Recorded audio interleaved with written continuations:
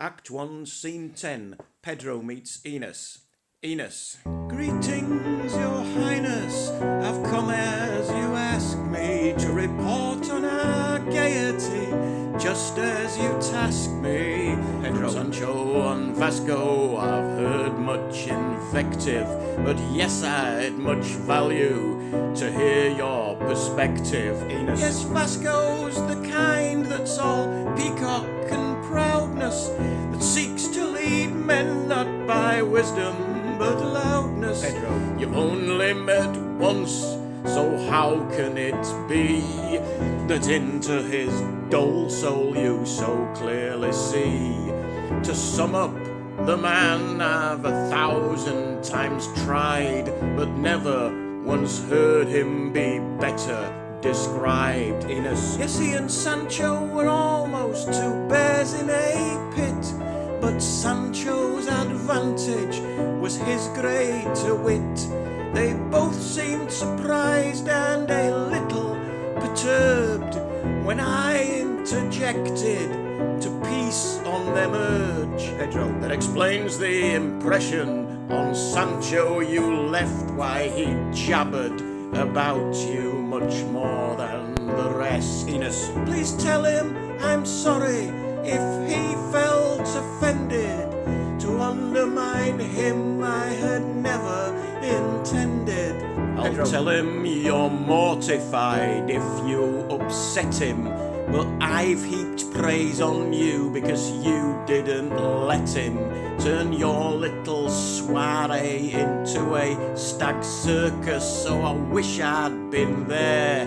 It would have been perfect to see the pair of them both stopped in their tracks, uncertain brains whirring just how to react. Ines. That's enough about me, but I'll say of the night, from our hosts I felt falseness, all didn't seem quite as it should be, as if they were all acting a role into whose acting they had been cajoled.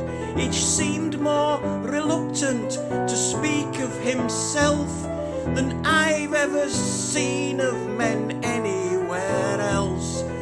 On us and Castile all their questions were trained, and all of that interest somehow seemed quite feigned. Pedro. It sounds like the hand of their master, my father, was holding the baton to conduct this palaver.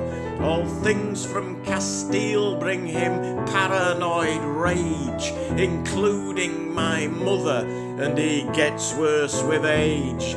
Your instinct is perfectly fashioned and made to trust nothing last night staged in this charade. Ines. Ferdinand seemed least rehearsed of the four, speaking of the lost wife for whom he still sorely mourns. Pedro. Yes, he was quite the romantic back when they were wooing, his choice of a wife not being some other's doing. Ines. You should get to know yours, she has so many sides. She reads and she writes and she hunts and she rides, as an archer hits bullseyes from 25 paces, and has tales from her tours of Iberia's fine places. I urge you to seek how love might find its course. Take her out on the gallops, each saddle a horse. The spirit you'd find in her small female shape could be close kindred to your one, to make no mistake. Pedro. My grandfather, King Dennis, was Portugal's poet, but it's bled from his bloodline till you'd hardly know it. There's so little poetry found in my life, I can barely speak tenderness to my own wife. Ines. There's poetry in life, not just in pages and lines, in the way we all experience our places and times. I first read Dennis's poetry when I was still young, Then my father found out, said I should not have done. He thought it too rich for the mind of a girl, not ready to know how grown men felt in this world. How this grown man feels is not how he would want to, and on his dark thoughts he does not like to ponder. Yes, I'm a difficult man with a difficult father, and oh, to be warmer I would so much rather, but something inside of me feels slightly broken. Ines, life's a book to enjoy, you must open without preconceptions to see what's to learn, immersing yourself as the pages all turn.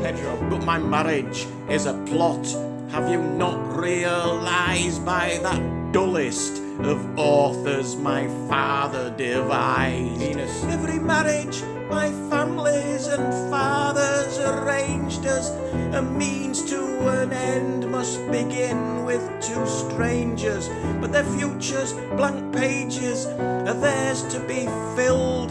What greater defiance than to take up their quills and as partners in enterprise wrest the control of the narrative, authorship, make it their soul. A fanciful notion, but you'll not be denied. I'll have 3 horses saddled, and tomorrow I'll ride with my wise counsel Ines and Constanza my bride. Ines, I'm not the horsewoman that Constanza is.